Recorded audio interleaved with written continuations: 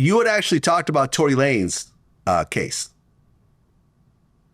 You said that a bodyguard in prison would cost about $300 a month. Yeah, at least.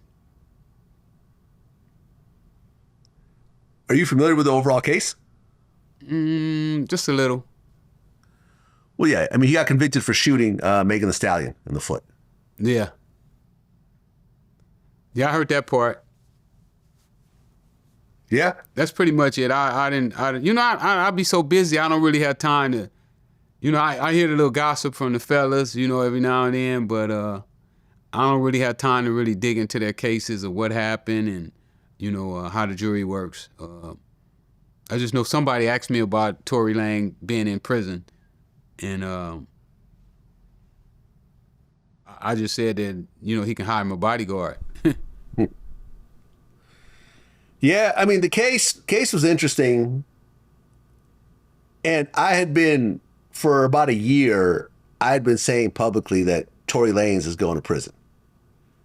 And I remember at one point, he like DM'd me all upset, calling me the feds and everything else like that, trying to figure out what I know. And I told him, I know what's publicly out there. And what's publicly out there is you're being accused of shooting somebody, a woman at that, and that woman is going to take the stand and point at you in open court and say that you shot me. And I remember me and Tony Yayo used to always talk about this, about how he had never in his life heard of somebody who shot someone, that person survived, and was going to go to court and testify that you are the shooter, and that person actually doesn't take a plea deal and goes to court.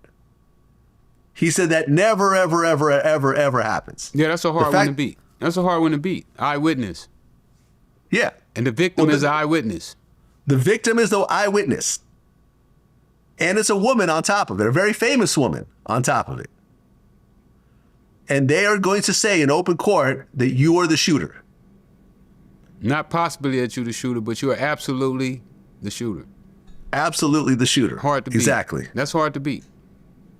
Right. And he chose not to take the stand, which I think hurt him as well. Well, you know, taking a stand is tough. You know, they get to go in your background. Yeah. Yeah. Yeah, man. A lot of pressure been on that witness stand. I've been there. Oh, yeah? You took the stand in your trial? Yep. Oh, how did that go? I did all right, but it's tough.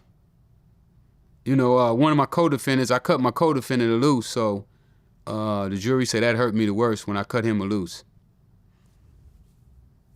You know, my co-defendant was driving the car, and I had to tell him that he didn't know it was dope in the car. And they felt that for me knowing him 20, 25 years and not to tell him that I had dope in the car and I let him drive it with the dope in the car was pretty outrageous. I mean, in retrospect, do you wish you didn't take the stand? No, I had to take the stand. They had me on tape negotiating a deal with the informant.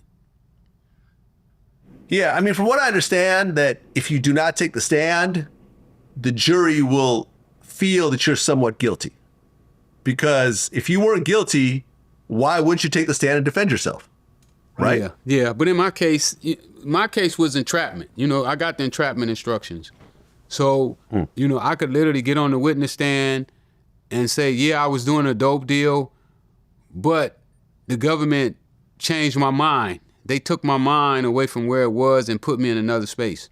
So that was my defense. But like I said, when we pulled the jury, you know, you get to pull the jury after the verdict, and when we pulled the jury, because they stayed out for 2 days, which is not a long time, but in a federal drug conspiracy, that's a pretty long time for them to stay out for 2 days. They said that they didn't like the fact that I had gave Mike the keys to the car and told him to drive the car with the drugs in it without telling him the drugs was in there. So that was probably the worst thing I did to myself on the case. Had I not done that, I possibly would have had a chance to beat my case. Yeah. Well, I know one of the jurors, she cried. You know, she cried about the verdict. I think. Oh, really? Yeah, I think she was the one holding him. I was a Spanish girl, and I think she was the one that was holding it up for a while. So I don't know. They didn't like, but they did say that they didn't like that the government targeted me. As soon as I got out of prison. Yeah, but she did vote guilty along with everyone else. They did. So, yeah.